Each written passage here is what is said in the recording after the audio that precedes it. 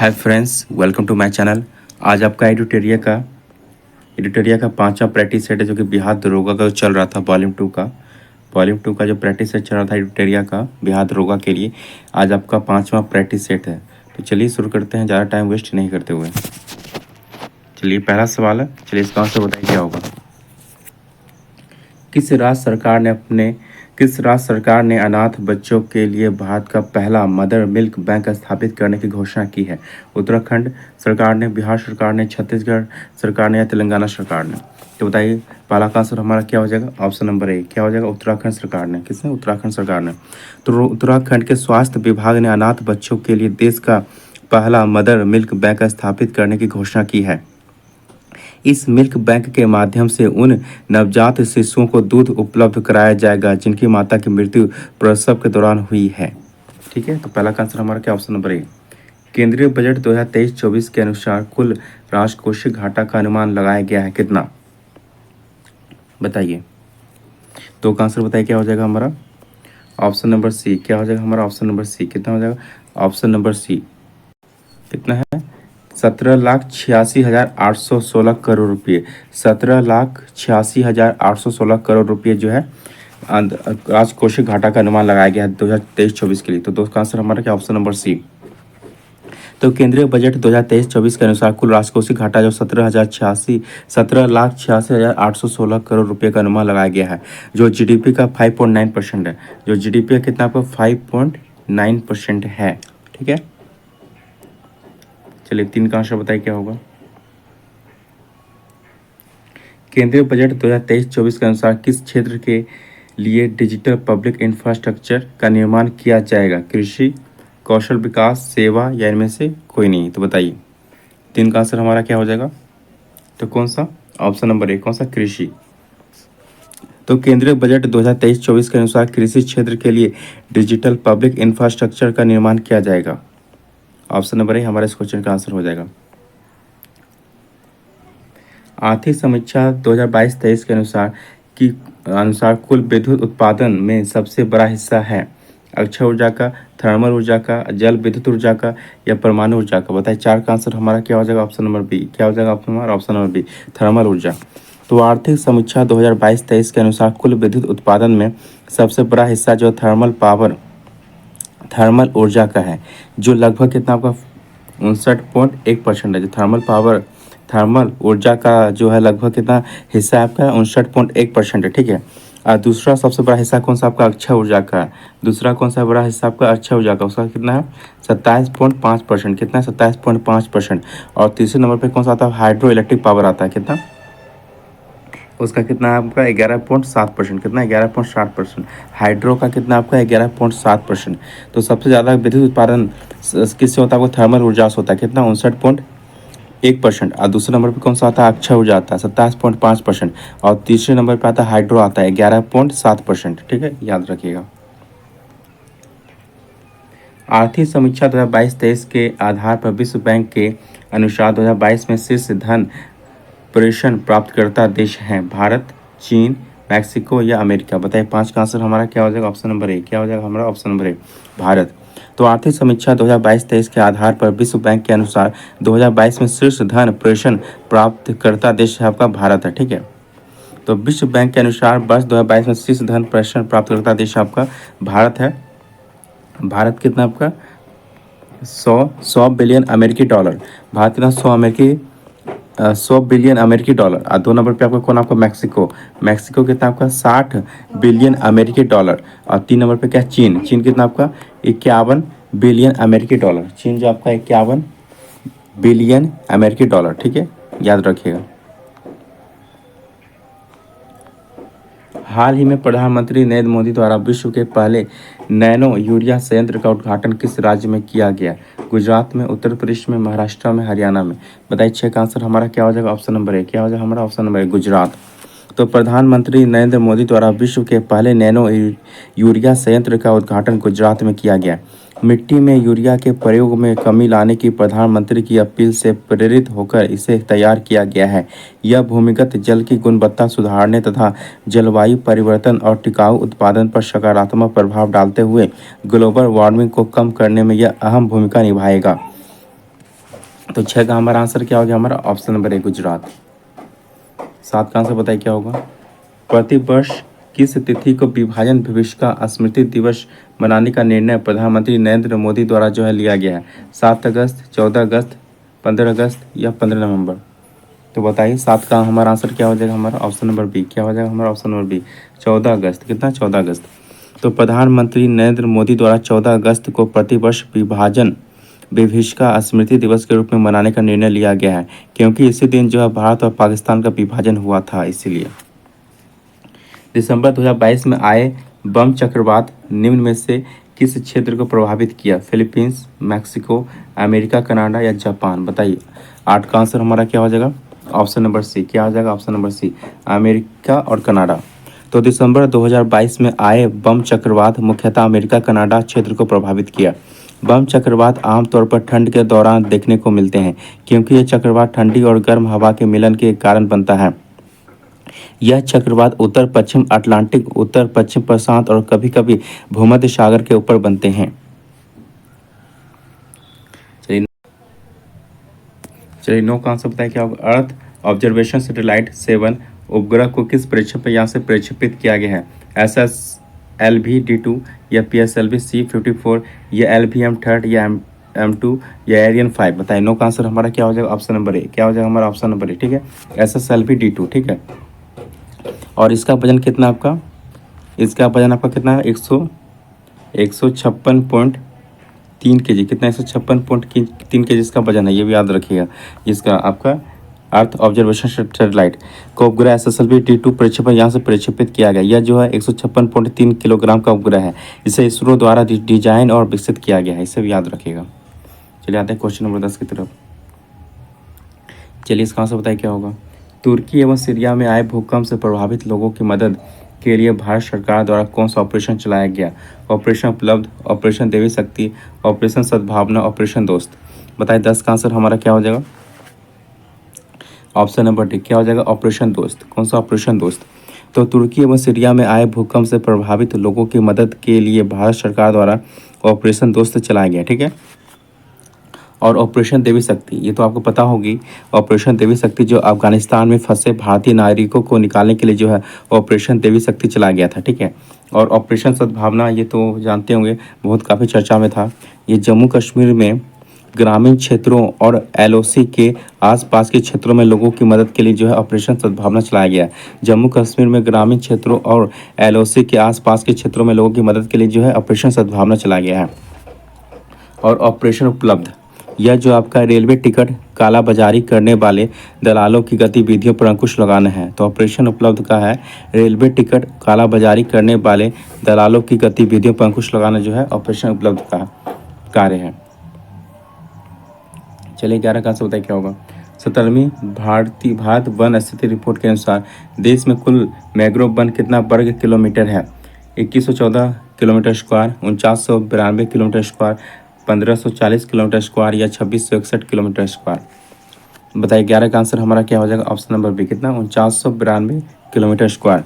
तो 17वीं भारत वन स्थिति रिपोर्ट के अनुसार देश में कुल मैंग्रोव या कच्छ वन 4992 किलोमीटर स्क्वायर है, जो देश के कुल भौगोलिक क्षेत्रफल का कितना है, 0.15% है। जो देश के कुल भौगोलिक क्षेत्रफल का कितना, 0.15% है, ठीक है, याद रखिएगा।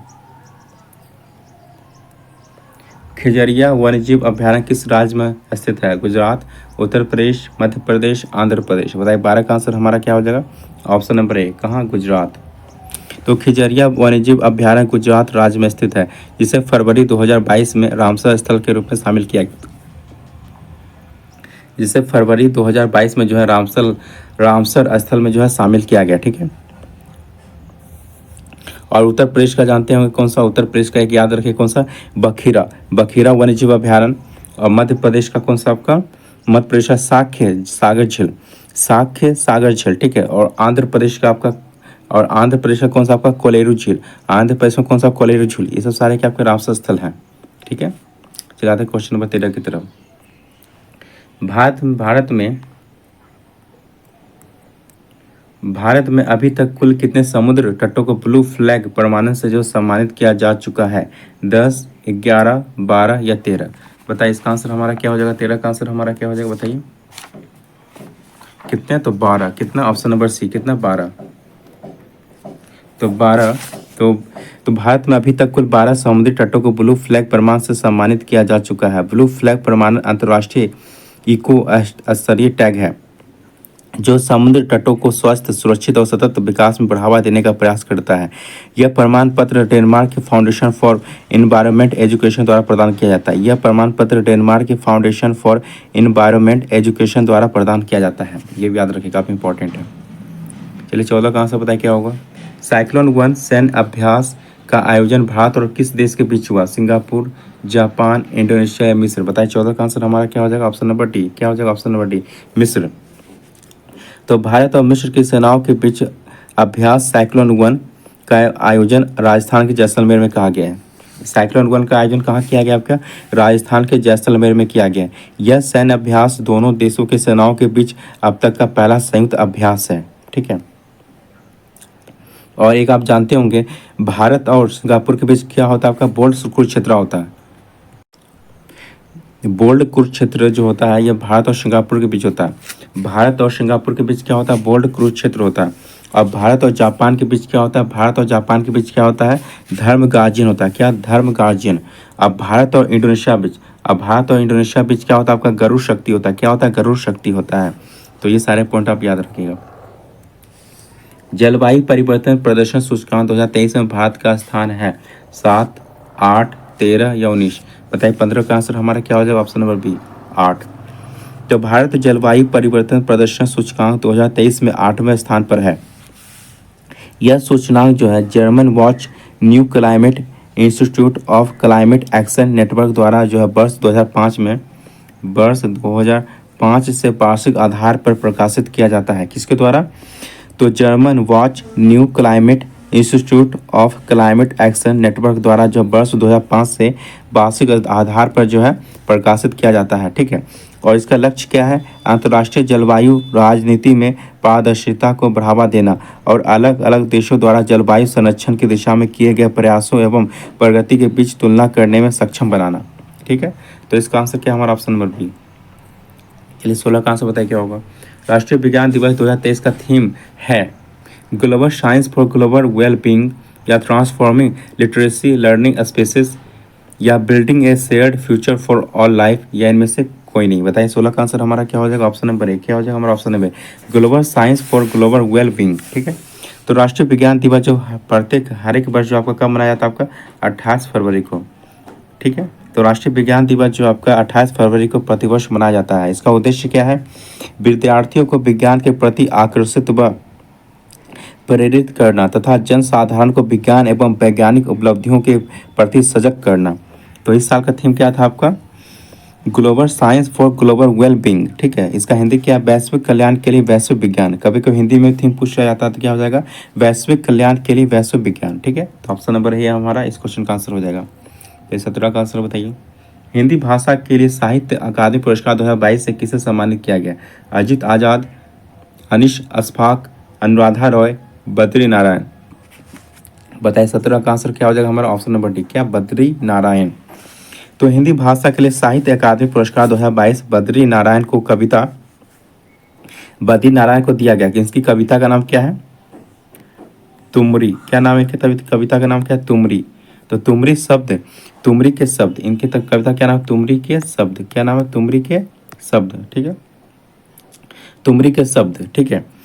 तो जो बद्री नारायण की कविता का क्या नाम होगा? तुमरी के शब्द के लिए जो है प्रदान किया गया। तो हिंदी भाषा के लिए साहित्य अकादमी पुरस्कार 2022 से सम्मानित किया गया किसे? बद्री नारायण को। इनके जो है कविता तुमरी के शब्द के लिए जो है इन्हें साहित्य अकादमी पुरस्कार जो है सम्मानित किया गया बद्री नारायण जी को। ठीक है। और मैथिली भाषा के लिए किसे दिया गया? ये भी याद रखिएगा। मैथिली भाषा के लिए दिया गया अजित आजाद को। मैथिली भाषा के लिए दिया गया अजित आजाद को। ठीक है। और अंग्रेजी भाषा के लिए किसे दिया गया? आपका अनुराधा रॉय को। अंग्रेजी भाषा के लिए किसे दिया गया? आपका अनुराधा रॉय को। ठीक है। और अनीस अस्फाक को जो है उर्दू भाषा के लिए दिया गया। अनीस अस्फाक को जो उर्दू भाषा के लिए जो है साहित्य अकादमी पुरस्कार दिया गया। तो ये सारे पॉइंट आप याद रखिएगा। इस सारे पॉइंट से आपका सवाल बनते हैं। चलिए 18 का आंसर बताइए क्या होगा। भौतिक के क्षेत्र में नोबेल पुरस्कार 2023 से किसे सम्मानित किया गया है? पियर अगोस्टिनी या फेरेंस क्लाउस या एलिए एलनी रेयर या इनमें से सभी? बताइए 18 का आंसर हमारा क्या हो जाएगा? ऑप्शन नंबर डी, इनमें से सभी। तो भौतिकी के क्षेत्र में नोबेल पुरस्कार 2023 संयुक्त रूप से पियरे अगोस्तिनी, फैनेस क्लाउज तथा एलिनेर को दिया गया। इलेक्ट्रॉन पर अध्ययन के लिए सम्मान दिया गया। अवार्ड उन प्रायोगिक तरीकों के लिए दिया गया जिसमें पदार्थ में इलेक्ट्रॉन की गतिशीलता के अध्ययन के लिए प्रकाश के एटो सेकेंड पल्स उत्पन्न किए गए। ठीक है, तो इन तीनों को जो है दिया गया इस बार भौतिकी क्षेत्र में नोबेल पुरस्कार, तो याद रखिएगा। चलिए 19 का आंसर बताइए क्या होगा? 12वें विश्व हिंदी दिवस 12वें विश्व हिंदी सम्मेलन का आयोजन कहाँ किया गया? नई दिल्ली, दुबई, मिस्र या फिजी? बताए 19 का आंसर हमारा क्या हो जाएगा? ऑप्शन नंबर डी, कहाँ? फिजी में। तो 12वें विश्व हिंदी सम्मेलन का आयोजन फरवरी 2022 मतलब फरवरी 2023 में, सॉरी ये कहाँ कब किया गया आपका? फरवरी 2023 में किया गया। ठीक है, फिजी में। भारत के विदेश मंत्री एस जयशंकर और फिजी के प्रधानमंत्री कौन आपका? सितवी। फिजी के प्रधानमंत्री कौन आपका? याद रखिएगा, फिजी के प्रधानमंत्री कौन है? सितवीनी राबुका। फिजी के प्रधानमंत्री कौन है? सितवीनी राबुका ने जो है भारत के विदेश मंत्री एस जयशंकर और फिजी के प्रधानमंत्री सितवीनी राबुका ने 12वें विश्व हिंदी सम्मेलन का उद्घाटन किया। ठीक है, इस साल का थीम क्या था आपका? इस साल का थीम क्या था? हिंदी पारंपरिक ज्ञान से आर्टिफिशियल इंटेलिजेंस। हिंदी पारंपरिक ज्ञान से आर्टिफिशियल इंटेलिजेंस जो था इस साल इसका थीम था 12वें विश्व हिंदी सम्मेलन का। 22वें फीफा विश्व कप 2022 के विजेता देश हैं फ्रांस, अर्जेंटीना, इंग्लैंड, ब्राजील। बताइए 20 का आंसर हमारा क्या हो जाएगा? ऑप्शन नंबर बी, कौन? अर्जेंटीना। तो 22वां फीफा विश्व कप 2022 के विजेता अर्जेंटीना तथा उपविजेता कौन आपका? उपविजेता कौन है आपके? ये तो आपका विजेता हो गया, तो उपविजेता कौन आपका? उपविजेता आपका फ्रांस को हरा के जो अर्जेंटीना जीता, फ्रांस को हरा के जो है अर्जेंटीना जीता। ठीक है, और इसका आयोजन कहाँ किया गया था आपका? कतर में। कहाँ किया गया था इसका आयोजन? कहाँ किया गया था आपका? कतर में। इसका आयोजन किया गया था आपका कतर में किया गया था। ठीक है, ये भी याद रखिएगा। और शुभंकर क्या था 22वें फीफा विश्व कप का? शुभंकर क्या था आपका? लाइव। क्या था? लाइव। इस साल का शुभंकर क्या था आपका? लाइव था। क्या था? लाइव। ठीक है, याद रखिए। गोल्डन बूट पुरस्कार किसने जीता आपका? कोलिनो। गोल्डन बूट पुरस्कार किसने जीता आपका?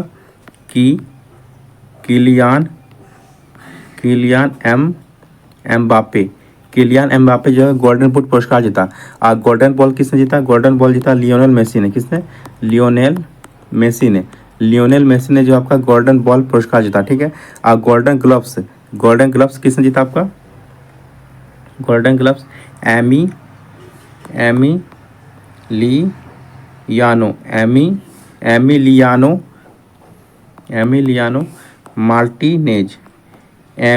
एमिलियानो मार्टिनेज ने जो है गोल्डन ग्लव्स पुरस्कार जीता। तो ये सारे पॉइंट आप याद रखिए, काफ़ी इंपॉर्टेंट है। चलिए 21 का आंसर बताइए क्या होगा?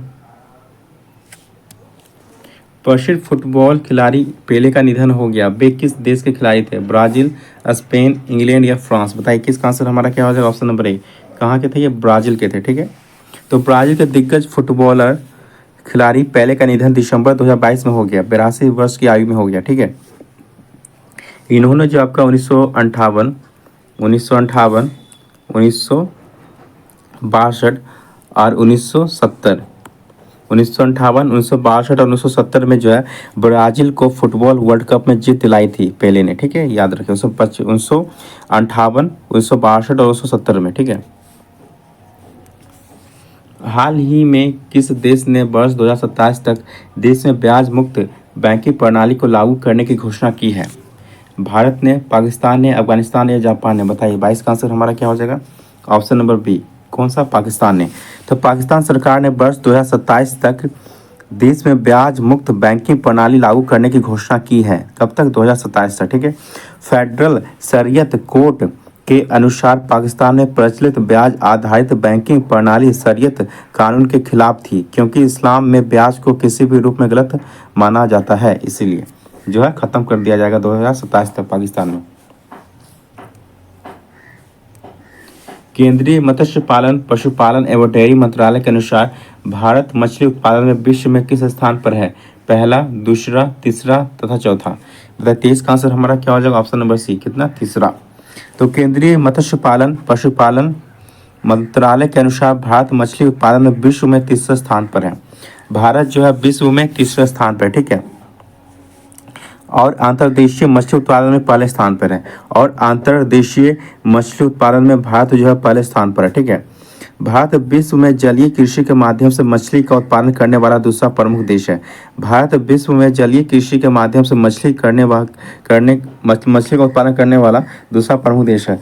भारत विश्व में जलीय कृषि के माध्यम से मछली का उत्पादन करने वाला दूसरा प्रमुख देश है, ये भी याद रखिएगा, ठीक है। तो इस क्वेश्चन का आंसर क्या है हमारा? Option number C. The Chipko movement a people's history पुस्तक के लेखक कौन है? विक्रम संपत, शेखर पाठक, राजेश तलवार या संजीव सान्याल। बताइए 24 का आंसर हमारा क्या हो जाएगा? Option number B. क्या हो जाएगा? Option number B, Shekhar Pathak, ठीक है।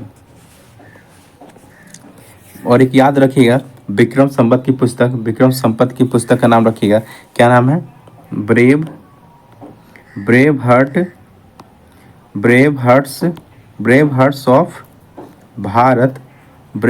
Bharat vignettes from Indian history. याद रखिए, विक्रम संपत की पुस्तक याद रखिए, brave hearts of Bharat vignettes from Indian history, ठीक है। और राजेश तलवार की पुस्तक याद रखिए, काफ़ी इंपॉर्टेंट है, दी boy who wrote a constitution. ये जो है राजेश तलवार की पुस्तक है, ठीक है। एक याद रखिए, संजीव सान्याल की पुस्तक याद रखिएगा, क्या नाम है?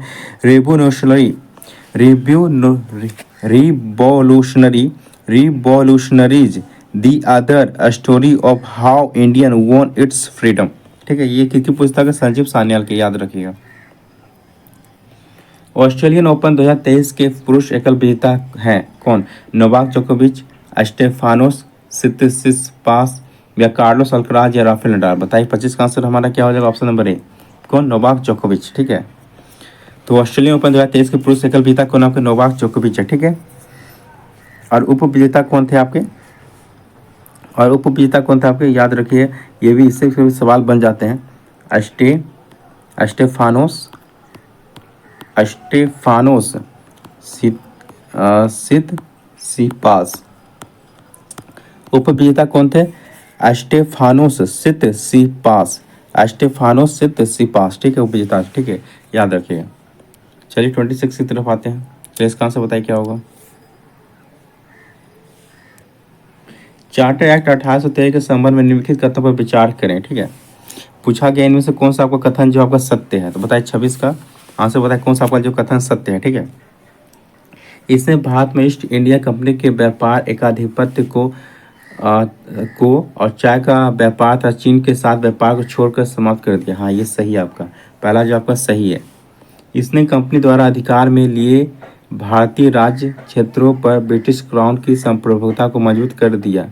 ये भी आपका सही है। भारत का राजस्व अब ब्रिटिश संसद के नियंत्रण में आ गया था। नहीं, ये आपका गलत है।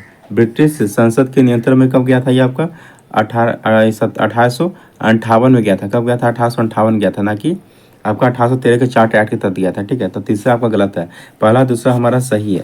तो 26 का आंसर क्या हो जाएगा हमारा? ऑप्शन नंबर ए। क्या हो जाएगा हमारा? ऑप्शन नंबर ए, ठीक है। तो चार्टर एक्ट 1813 के द्वारा ब्रिटिश ईस्ट इंडिया कंपनी द्वारा व्यापारिक एकाधिकार मतलब समाप्त कर दिया गया था। और व्यापारिक अधिकार को जो समाप्त कर दिया गया था और सिर्फ जो चाय का व्यापार जो है चीन के साथ रहने दिया गया था, ठीक है। साथ ही इस एक्ट के माध्यम से कंपनी द्वारा अधिकृत भारतीय राज्य क्षेत्रों पर ब्रिटिश क्राउन की संप्रभुता को मजबूत भी किया था। और 1813 के चार्टर एक्ट के तहत जो शिक्षा पे 5 लाख रुपया प्रति साल खर्च करने का 1 लाख रुपये प्रति साल जो है खर्च करने का विचार लाया गया था 5 साल तक 5 लाख रुपये, ठीक है। ये भी याद रखिएगा।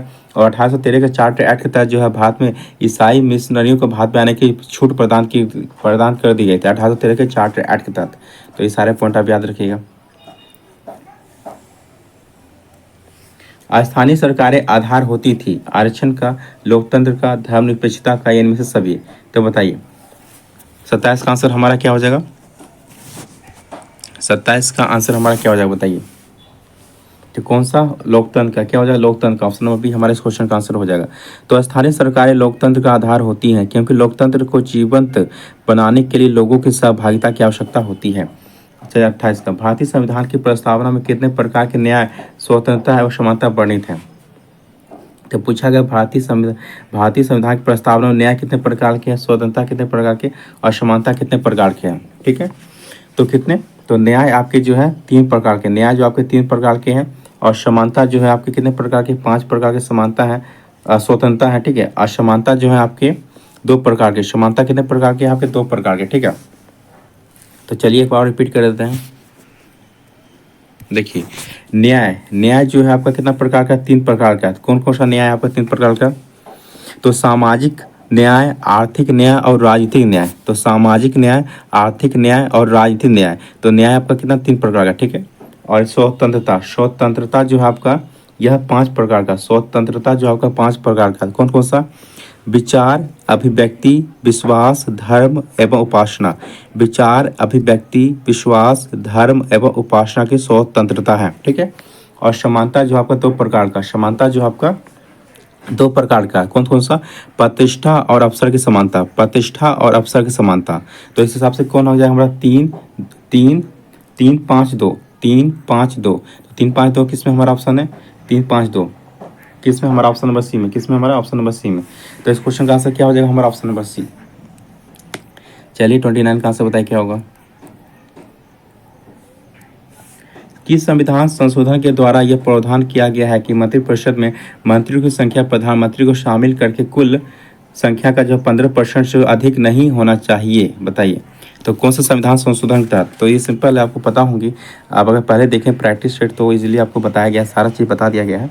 तो 29 का आंसर हमारा क्या हो जाएगा, ऑप्शन नंबर सी। क्या हो जाएगा, 91वां संविधान संशोधन, 91वां संविधान संशोधन 2003 के द्वारा, 91वां संविधान संशोधन 2003 के द्वारा जो है यह प्रावधान किया गया था कि मंत्रिपरिषद में मंत्रियों की कुल संख्या जो 15% से अधिक नहीं होगी। ठीक है, याद रखिएगा, तो 15% से जो है यह अधिक नहीं होगी। ठीक है, तो ऑप्शन नंबर सी हमारा इस क्वेश्चन का आंसर हो जाएगा। राष्ट्रपति द्वारा लोकसभा को भंग किया जा सकता है राज्यसभा के अनुशंसा पर, लोकसभा के अध्यक्ष के अनुशंसा पर, प्रधानमंत्री की सलाह पर, अपने विवेकानुसार। बताइए 30 का आंसर हमारा क्या हो जाएगा, ऑप्शन नंबर सी, प्रधानमंत्री की सलाह पर।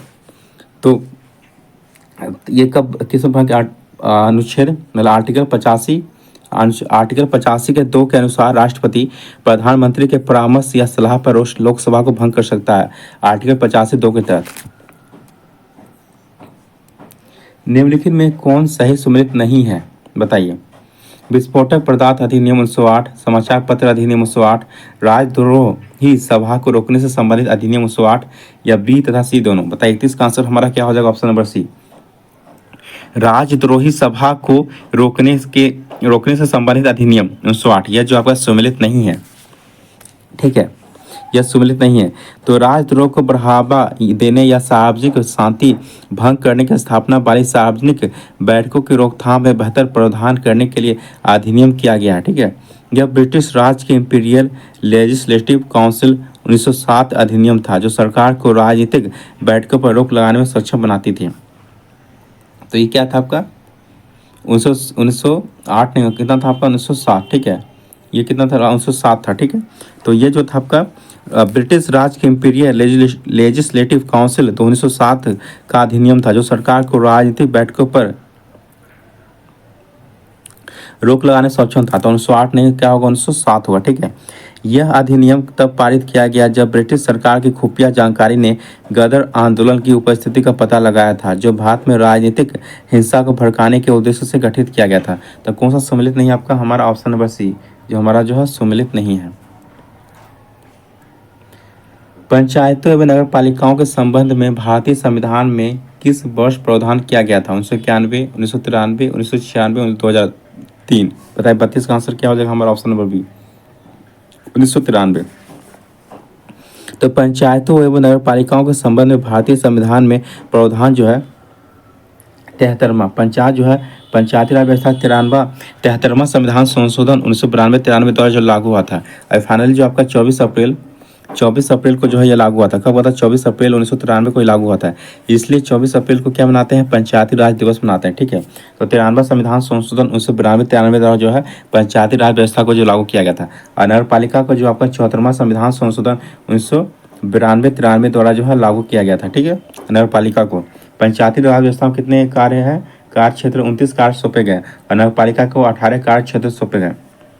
18 कार्य सौंपे गए। ठीक है, और नगर पालिका कब आपका लागू हुआ था? ये 1 जून 1993 कब हुआ था? 1 जून 1993 को जो है नगर पालिका लागू हुआ था। ठीक है, नगर पालिका पंचायती राज व्यवस्था कब लागू हुआ था? 24 अप्रैल 1993 को। नगर पालिका हुआ था 1 जून 1993 को। ये काफ़ी इंपॉर्टेंट है, याद रखिएगा।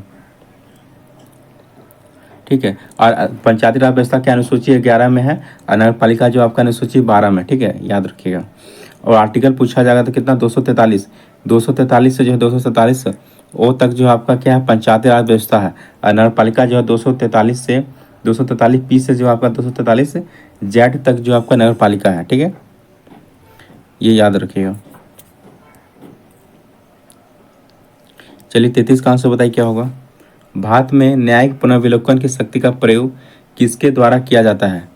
उच्च न्यायालय के द्वारा, सर्वोच्च न्यायालय द्वारा, व्यवहार न्यायालय द्वारा या ए बी दोनों द्वारा? तो 33 का आंसर हमारा क्या हो जाएगा? ऑप्शन नंबर डी, बी, ए तथा बी दोनों द्वारा, उच्च न्यायालय द्वारा और सर्वोच्च न्यायालय द्वारा, दोनों द्वारा। तो भारतीय संविधान में न्यायिक पुनर्विलोकन की अवधारणा संयुक्त राज्य अमेरिका से लिया गया है। भारत में शक्ति उच्चतम न्यायालय एवं उच्च न्यायालय दोनों में निहित है। तो ऑप्शन नंबर डी हमारा इस क्वेश्चन का आंसर हो जाएगा। चलिए 34 का आंसर बताइए क्या होगा? डॉक्टर अंबेडकर द्वारा किसे संविधान का आत्मा कहा गया? प्रस्तावना को, समानता के अधिकार को, संवैधानिक उपचारों के अधिकार को, धर्म की स्वतंत्रता के अधिकार को? बताइए 34 का आंसर हमारा क्या हो जाएगा? Option number C. क्या हो जाएगा हमारा? ऑप्शन नंबर सी, संवैधानिक उपचारों के अधिकार को। ठीक है, तो डॉक्टर भीमराव अंबेडकर ने जो है आर्टिकल 32 संवैधानिक उपचार कितना आपका? आर्टिकल 32 को कहा जाता है। ठीक है, इसको जो है संवैधानिक उपचारों को क्या कहा गया है? संविधान की आत्मा कहा गया। ठीक है, अब पंडित ठाकुर दास भार्गव ने संविधान की प्रस्तावना को जो क्या कहा? संविधान का सबसे सम्मानित भाग। ठीक है, तो पंडित ठाकुर दास भार्गव ने संविधान की प्रस्तावना के संबंध में कहा है कि प्रस्तावना संविधान का सबसे सम्मानित भाग है, यह संविधान की आत्मा है। ठीक है, किसने कहा था? पंडित ठाकुर दास भार्गव ने। और के.एम. मुंशी के अनुसार प्रस्तावना हमारी संप्रभु लोकतांत्रिक गणराज्य का राजनीतिक भविष्य का फल है। और N.A. पालकीवाला ने प्रस्तावना को संविधान का परिचय पत्र कहा है। तो ये सारे पॉइंट आप याद रखिएगा।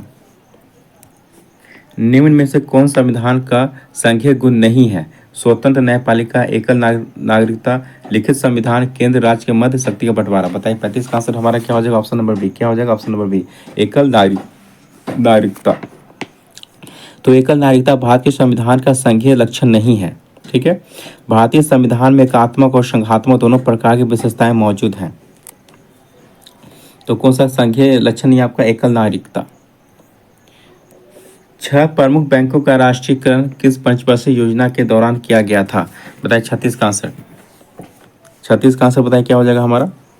तृतीय पंचवर्षीय योजना, चतुर्थ पंचवर्षीय योजना या छठी पंचवर्षीय योजना या सातवीं पंचवर्षीय योजना? तो क्या हो जाएगा 36 का आंसर? क्या हो जाएगा हमारा? Option number C. कब? छठी पंचवर्षीय योजना के दौरान जो आपका 6 प्रमुख बैंकों का जो राष्ट्रीयकरण किया गया था। ठीक है, यह कब किया गया था आपका? 1980 में। कब किया गया था आपका? 1980 में किया गया था। ठीक है, और जबकि 14 बैंकों का राष्ट्रीयकरण कब किया गया था आपका? 1969 को। कब किया गया था? 1969 को जो 14 बैंकों का राष्ट्रीयकरण किया गया था। और 6 बैंकों का राष्ट्रीयकरण कब किया गया? 1980 में। तो ये दोनों आप याद रखिएगा। राष्ट्रीय बागवानी बोर्ड की स्थापना कब की गई थी? 1972 में, 1978 में, 1980 में, 1984 में? बताइए 37 का आंसर हमारा क्या हो जाएगा? ऑप्शन नंबर डी, 1984 में। तो राष्ट्रीय बागवानी बोर्ड की स्थापना 1984 में किया गया था। इसका मुख्यालय आपका कहाँ? इसका मुख्यालय आपका गुरुग्राम हरियाणा में। कहाँ आपका? गुरुग्राम में। ठीक है, गुरुग्राम में। ठीक है, यह बोर्ड स्वायत्त कंपनी के रूप में कार्य करती है। यह बोर्ड जो है स्वायत्त कंपनी के रूप में कार्य करती है। चलिए 38 का आंसर बताइए क्या होगा? डाकघर बचत संगठनों की सभी जमाओं को किस समग्र मुद्रा आपूर्ति में शामिल किया गया? M1, M2, M3, M4? बताइए 38 का आंसर हमारा क्या हो जाएगा? Option number D, M4। तो M1 M1, M2, M3 एवं M4। ठीक है, यह जो आरबीआई द्वारा उपयोग किए जाने वाले 4 मौद्रिक योग हैं।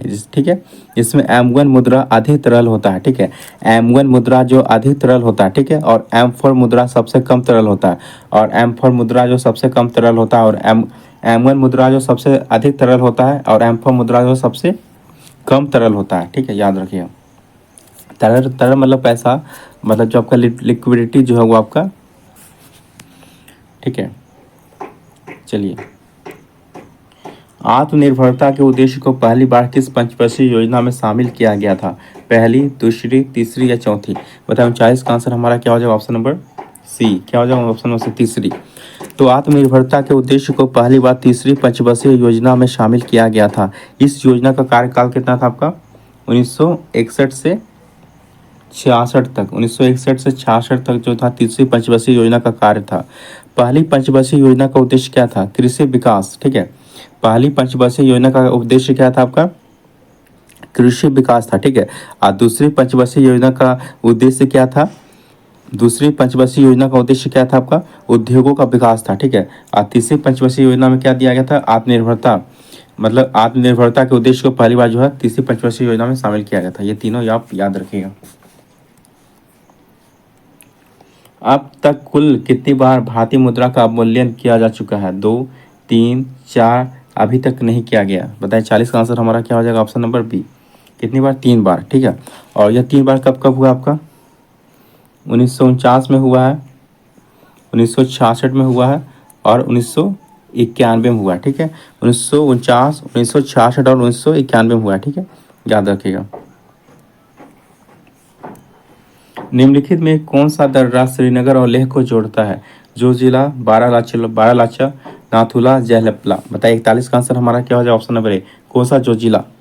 ठीक है, तो जो जिला दर्रा श्रीनगर और लेह को जोड़ता है। ठीक है, और बारालाचा दर्रा जो है यह हिमाचल प्रदेश के लाहौल क्षेत्र को जिसको कहते हैं लाहौल स्पीति, तो हिमाचल प्रदेश के लाहौल स्पीति क्षेत्र को जो है लद्दाख के लेह से जोड़ती है। तो यह हिमाचल प्रदेश के लाहौल स्पीति क्षेत्र को लद्दाख के लेह से जोड़ती है आपका बारालाचा दर्रा। ठीक है, और नाथुला दर्रा जो आपका यह सिक्किम में है। ठीक है, यह जो है सिक्किम और दक्षिण तिब्बत में चुंबी घाटी को जोड़ता है। नाथुला दर्रा जो है सिक्किम और दक्षिण तिब्बत में चुंबी घाटी को जोड़ता है। ठीक है, और जलपरा दर्रा कहाँ आपका? ये भी आपका सिक्किम है। जलपरा दर्रा कहाँ आपका? ये भी सिक्किम है। ठीक है, इसका ट्रिक है, अगर आप ट्रिक जान गए तो आप इजीली बना सकते हैं। आइए, आपका कहाँ है? ये बारालाचा दर्रा आपका हिमाचल प्रदेश में है, अनाथुला का आपका सिक्किम में है, जलपरा कहाँ आपका? ये भी सिक्किम में है, और जोजिला कहाँ आपका? ये आपका लद्दाख में। जोजिला कहाँ आपका? लद्दाख में। ठीक है, याद रखिएगा। चलिए 42 का आंसर बताइए क्या होगा? निम्नलिखित में कौन सा स्थान यूरेनियम के खनन के लिए प्रसिद्ध है? रानीगंज, जादूगोरा, कोरबा, पन्ना? बताइए 42 का आंसर हमारा क्या हो जाएगा? Option number B. क्या हो जाएगा? Option number B, Jadugora. तो जादूगोरा यूरेनियम के खनन के लिए जो है प्रसिद्ध है आपका। ठीक है, अब भारतीय यूरेनियम निगम की स्थापना कब हुआ था आपका? 1966 में हुआ था। कब हुआ था? 1966 में जो है भारतीय यूरेनियम निगम की स्थापना 1966 में हुआ था। ठीक है, अब भारतीय यूरेनियम निगम का मुख्यालय कहाँ पर? जादूगोरा में। कहाँ आपका? जादूगोरा में। और रानीगंज हो गया आपका, रानीगंज हो गया आपका, झरिया हो गया आपका, रानीगंज, झरिया और बोकारो। रानीगंज, झरिया और बोकारो क्या है? ये आपका प्रसिद्ध कोयला, या क्या है? कोयला के लिए प्रसिद्ध है। रानीगंज, झरिया, बोकारो क्या? कोयला के लिए प्रसिद्ध है। ठीक है, अब पन्ना तो आप जानते होंगे कि यह हीरे के लिए प्रसिद्ध है, जो कि कहाँ पर? मध्य प्रदेश में है। चलिए 43 का आंसर बताइए क्या होगा? बेरिंग जल डमरू मध्य निम्नलिखित में से किसे जोड़ता है? अटलांटिक महासागर और हडसन खाड़ी को, अटलांटिक महासागर और भूमध्य सागर को, आर्कटिक महासागर, प्रशांत महासागर को, हिंद महासागर और जावा सागर को? बताइए 43 का आंसर हमारा क्या हो जाएगा? ऑप्शन नंबर सी, आर्कटिक महासागर और प्रशांत महासागर को। ठीक है, तो याद रखिएगा। अब भूमध्य सागर, अब अटलांटिक महासागर कौन आपका जल डमरू मत आपका ही करता है? तो जिब्राल्टर जो जल संधि है आपका, जिब्राल्टर, ये जो आपका भूमध्य सागर और अटलांटिक महासागर को जो आपका जोड़ती है। ठीक है, अडोबर जो आपका उत्तरी सागर और अटलांटिक महासागर को, मलक्का जो है जावा सागर एवं बंगाल की खाड़ी को, पाक जो है जल संधि, पाक जो है यह बंगाल की खाड़ी और मन्नार की खाड़ी। ठीक है, याद रखिएगा। किसी चट्टान में नब नत बलन मतलब डाउन फोल्ड को क्या कहा जाता है? अभिनति, शीर्षनति, अपनति या पश्चनति? बताइए 44 का आंसर हमारा क्या हो जाएगा? ऑप्शन नंबर ए अभिनति। क्या हो जाएगा? अभिनति। तो किसी चट्टान में नत बलय को अभिनति कहा जाता है। पृथ्वी के अंतर्जात बल द्वारा उत्पन्न क्षैतिज संचलन द्वारा जब भूपटलीय चट्टानों में संपीड़न की स्थिति उत्पन्न हो जाती है तो चट्टानों में लहर नुमा मोड़ पाई जाती है। इस मोड़ को बलन कहा जाता है। बलन के उठे हुए भाग को अपनति तथा नीचे धंसे हुए भाग को क्या कहते हैं? अभिनति कहते हैं। ऊपर उठे हुए भाग को क्या कहते हैं? अपनति। ऊपर उठे हुए भाग को क्या कहते हैं? अपनति। ऊपर उठे हुए भाग को अपनति कहते हैं और जबकि नीचे नीचे झुके हुए भाग को क्या कहते हैं? अभिनति। ठीक है, याद रखिएगा। कोलेरू झील किस भारतीय राज्य में स्थित है? महाराष्ट्र, केरल, आंध्र प्रदेश और इनमें से कोई नहीं। बताइए 45 का आंसर हमारा क्या हो जाएगा? Option number C. क्या हो जाएगा? Option number C Andhra Pradesh. ठीक है, तो कोलेरू झील कहाँ आपका? आंध्र प्रदेश के कृष्णा जिले में स्थित है। कहाँ है? आंध्र प्रदेश के कृष्णा जिले में स्थित है। ठीक है, कोलेरू झील। ठीक है, याद रखिएगा। और महाराष्ट्र में कौन सा आपका है? महाराष्ट्र में आपका लोनार झील है। महाराष्ट्र में जो आपका कौन? लोनार झील है। ठीक है, और केरल में आपका कौन है? पेरियार झील है। और मणिपुर में कौन सा आपका? लोकटक झील है। और उड़ीसा में कौन सा आपका है? चिल्का झील है। और राजस्थान में कौन सा झील है आपका? डिडवाना झील है। तो ये सारे पॉइंट आप याद रख सकते हैं। सरदार सरोवर बांध किस नदी पर बना हुआ है? नर्मदा, गंगा, ब्रह्मपुत्र, यमुना? बताइए 46 का आंसर हमारा क्या हो जाएगा? ऑप्शन नंबर ए नर्मदा। तो सरदार सरोवर बांध नर्मदा नदी पर बना है। इससे लाभान्वित राज्य कौन कौन सा आपका है? इससे लाभान्वित राज्य आपका गुजरात है, गुजरात, मध्य प्रदेश है, महाराष्ट्र है और राजस्थान है। ठीक है, तो इससे लाभान्वित राज्य कौन कौन सा है? गुजरात, मध्य प्रदेश, महाराष्ट्र और राजस्थान है। कभी कभी ये भी पूछा जाता है कि इससे लाभान्वित राज्य कौन कौन से हैं। 4 ऑप्शन दे देते हैं, उसमें से एक ऑप्शन आपका जो नहीं रहता है, तो ये आपको ये याद रखना जरूरी है। तो कौन सा? गुजरात, मध्य प्रदेश, महाराष्ट्र और राजस्थान। ठीक है, यह नर्मदा नदी अमरकंटक की पहाड़ी से निकलती है। नर्मदा नदी कहाँ से निकलती है आपकी? अमरकंटक पहाड़ी से निकलती है, ये याद रखिएगा। और यह मध्य प्रदेश की जीवन रेखा है। नर्मदा नदी जो है यह मध्य प्रदेश की जीवन रेखा है। ठीक है, याद रखिएगा।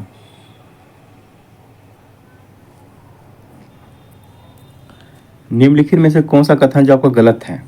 भारत का दक्षिणतम बिंदु इंदिरा पॉइंट है। भारत का सबसे उत्तरी बिंदु इंदिरा कॉल है, ये तो सही है आपका। भारत का दक्षिणतम बिंदु इंदिरा पॉइंट, ये सही है आपका, जो कि कहाँ पर? ग्रेट निकोबार में। ठीक है, अब भारत का सबसे उत्तरी बिंदु इंदिरा कॉल है, जो कि आपका लद्दाख में, ये भी सही है आपका। भारत का पूर्वी बिंदु किबिथु तथा पश्चिम बिंदु गहिर माता है, ये भी सही है आपका। किबिथु कहाँ आपका? किबिथु आपका अरुणाचल प्रदेश में और गहिर माता कहाँ आपका? गुजरात में, ये भी आपका सही है। इनमें से सभी कथन जो आपका सही है। ठीक है, इनमें से सभी कथन जो आपका सही है। ठीक है, अब पूछा कौन सा आपका गलत है? पूछा गया कौन सा आपका गलत है, तो ये पूछा गया इनमें से कौन सा गलत है। तो इनमें से सभी कथन जो आपका सही है, गलत आपका एक भी नहीं है। तो क्या हो जाएगा हमारा? Option number D. इनमें से सभी कथन सही है, गलत कोई भी आपका नहीं है। तो ठीक है, इस क्वेश्चन का आंसर क्या हो जाएगा हमारा? Option number D.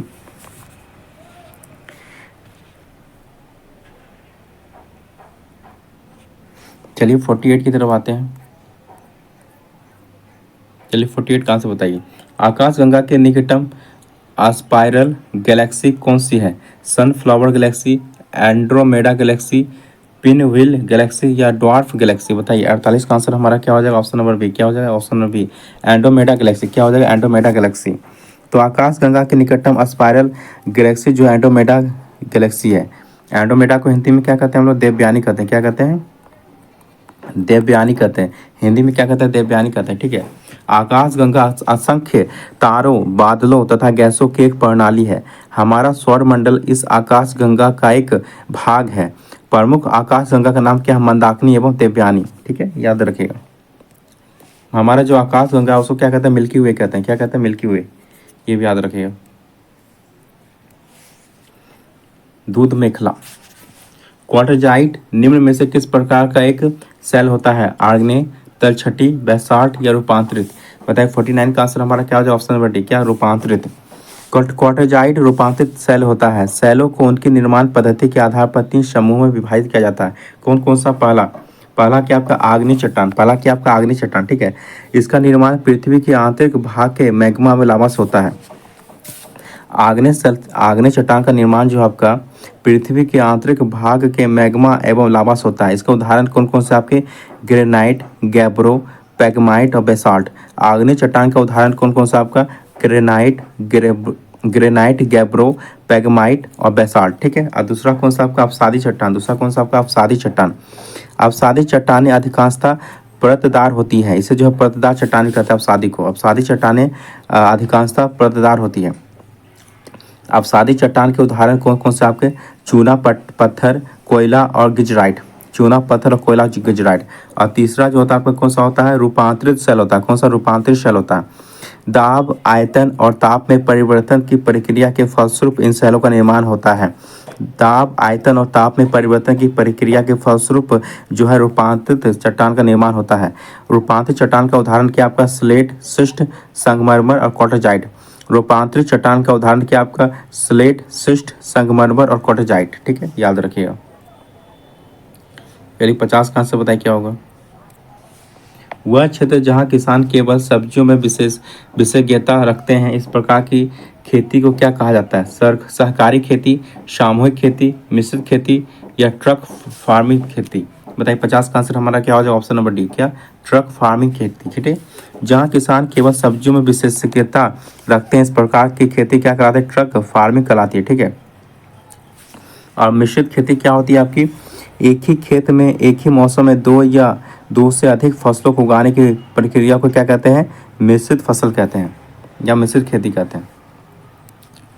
मौर्य काल में संस्था एवं संचार का संबंध किससे था। गुप्तचर संस्था से, स्थानीय संस्था से, जनगणना समिति से या विदेशी व्यापार से। तो किससे था आपका गुप्तचर संस्था से था। किससे था, गुप्तचर संस्था से था। ठीक है। संस्था जो था आपका एक जगह पे रह करके जो जानकारी इकट्ठा करता था, ठीक है, तो वैसे गुप्तचर को क्या कहा जाता था आपका संस्था कहा जाता था। संचार जो अलग अलग जगह घूम घूम कर जो है जानकारी इकट्ठा करता था, ठीक है, गुप्तचरी करता था अलग अलग जगह घूम कर, उसको क्या कहते हैं संचार कहते थे। ठीक है। तो ये दो प्रकार के जो है मौर्य काल में गुप्तचर देखने को मिलते हैं। ठीक है। और मौर्य काल में गुप्तचर को क्या कहा जाता था आपका गुड़ पुरुष। मौर्य काल में गुप्तचर को क्या कहा जाता था गुड़ पुरुष। तो ये भी याद रखिएगा। ठीक है।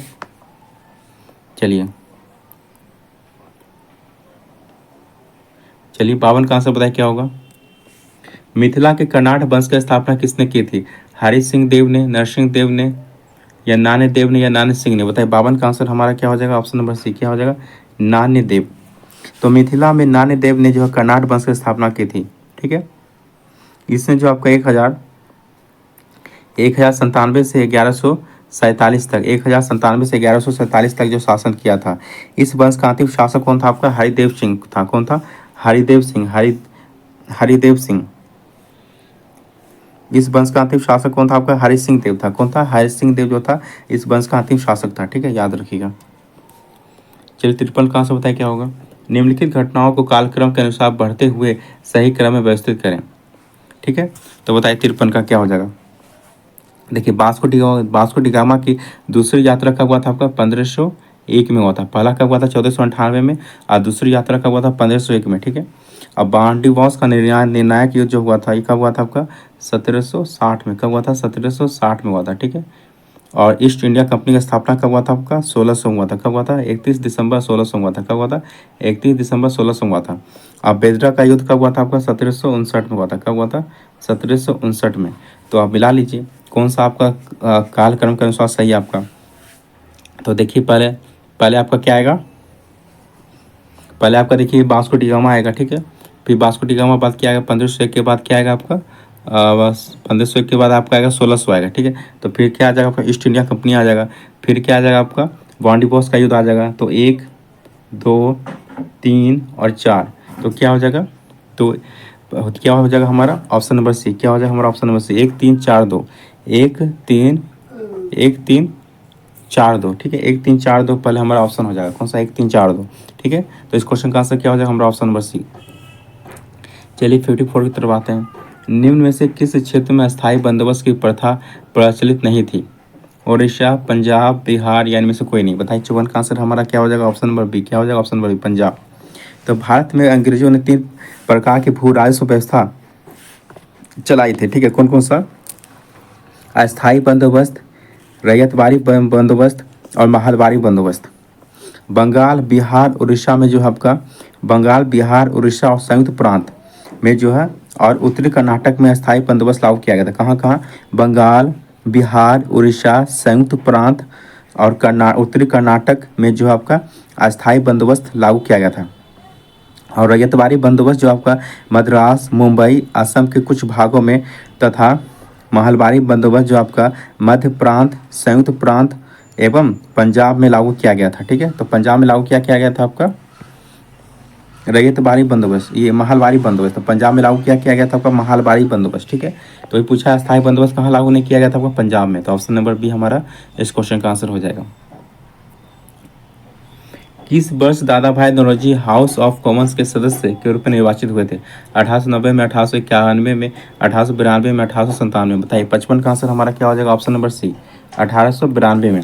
तो दादा भाई नौरोजी ने अपने लंदन प्रवास के दौरान London Indian association and east India association की स्थापना की थी। तो दादा भाई नौरोजी ने अपने लंदन प्रवास के दौरान जो है London Indian association and east India association की स्थापना की थी। यह जो है 1892 में उदारवादी दल की ओर से हाउस ऑफ कॉमन्स के सदस्य के रूप में निर्वाचित हुए थे। क्रिप्स मिशन के साथ कांग्रेस के आधिकारिक वार्ताकार थे मौलाना आजाद, जवाहरलाल नेहरू, महात्मा गांधी और ए तथा बी दोनों। बताए 56 का आंसर हमारा क्या हो जाएगा? मौलाना आजाद और जवाहरलाल नेहरू ये दोनों। तो ऑप्शन नंबर डी हमारा इस क्वेश्चन का आंसर हो जाएगा। ठीक है, तो क्रिप्स मिशन कब आया था आपका? 1942 में। कब आया था आपका? 1942 में आया था। ठीक है, क्रिप्स मिशन से बात करने के लिए कांग्रेस के आधिकारिक वार्ताकार जवाहरलाल नेहरू और अबुल कलाम आजाद थे। कन्नड़ साहित्य के त्रिरत्न में कौन शामिल नहीं था? पौन, रन, पन, पंप या कब्बन? तो कौन था आपका? तो ये जानते हो पन, पम, पन, पंप, पंप था आपका, आपका पंप था, पोन था और कौन था आपका? रन था। पंप था, पोन था, रन था, लेकिन आपका कंबन जो था नहीं था। कंबन जो था आपका इसमें शामिल नहीं था। ठीक है, तो इस क्वेश्चन का आंसर क्या हो जाएगा हमारा? Option number D. तो पूछा शामिल कौन नहीं था, तो हमारा कंबन जो था शामिल नहीं था। ठीक है, ये जो था कंबन कौन था आपका? तमिल साहित्य थे। तो कंबन का संबंध किससे था आपका? तमिल साहित्य से था। कंबल का संबंध किससे था आपका? तमिल साहित्य से था। ठीक है, याद रखिएगा। और कन्नड़ साहित्य से किसका था? कन्नड़ साहित्य से किसका था? पन रन का था। ठीक है, चलिए 58 का आंसर बताइए। निम्नलिखित में से किसने कांग्रेस के वार्षिक बैठक को 3 दिनों का तमाशा कहकर संबोधित किया था? अश्विनी कुमार दत्त ने, बिपिन चंद्र पाल ने, लॉर्ड डफरिन ने या एम एन रॉय ने? बताइए 58 का आंसर हमारा क्या हो जाएगा? ऑप्शन नंबर ए क्या हो जाएगा? अश्विनी कुमार दत्त ने। तो क्रांतिकारी अश्विनी कुमार दत्त ने कांग्रेस के वार्षिक सम्मेलनों को 3 दिनों का तमाशा कहकर मजाक उड़ाया। लॉर्ड डफरी ने कांग्रेस के बारे में कहा था कि कांग्रेस केवल सूक्ष्म अल्पसंख्यक कुलीन वर्ग का प्रतिनिधित्व करती है। ये किसने कहा था? लॉर्ड डफरी ने कहा था। ठीक है, याद रखिएगा। नेशनल हेराल्ड पत्रिका का संपादन किया था जवाहरलाल नेहरू ने, जी.एस. अय्यर ने, मोतीलाल घोष ने या इनमें से कोई नहीं? बताइए 59 का आंसर हमारा क्या हो जाएगा? ऑप्शन नंबर ए किसने? जवाहरलाल नेहरू ने। किसने? जवाहरलाल नेहरू ने। तो नेशनल हेराल्ड पत्रिका का संपादन कब हुआ था? 1938 में। कब हुआ था?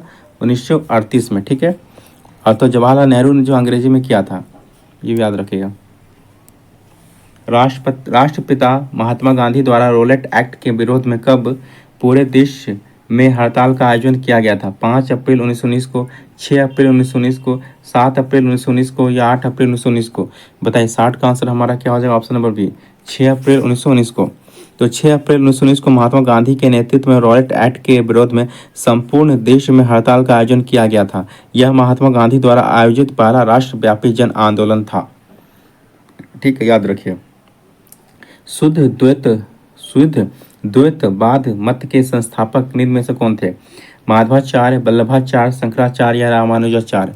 बताइए 61 का आंसर हमारा क्या हो जाएगा? ऑप्शन नंबर बी क्या हो जाए? वल्लभाचार्य। कौन थे? वल्लभाचार्य थे। ठीक है, तो शुद्ध द्वैतवाद मत के प्रवर्तक कौन थे? वल्लभाचार्य था। ठीक है, इन्होंने 15वीं शताब्दी में रुद्र संप्रदाय की स्थापना किया था। वल्लभाचार्य ने जो है 15वीं शताब्दी में किसका? रुद्र संप्रदाय की स्थापना की थी। ठीक है, विशिष्टाद्वैतवाद के मत के कौन थे आपके? रामानुजाचार्य। रामानुजाचार्य जो थे यह विशिष्टाद्वैतवाद मत के संपादक थे। ठीक है, और रामानुजाचार्य विशिष्टाद्वैतवाद मत के रामानुजाचार्य थे। ठीक है, याद रखिएगा। विशिष्टा द्वैतवाद के मत के संपादक कौन थे आपके? रामानुजाचार्य थे, ठीक है। अद्वैतवाद के कौन थे आपके? माधवाचार्य थे। द्वैतवाद के कौन थे आपके? माधवाचार्य थे, माधवाचार्य थे, ठीक है। और अद्वैतवाद के कौन थे आपके? शंकराचार्य थे, ठीक है, ये भी याद रखिएगा।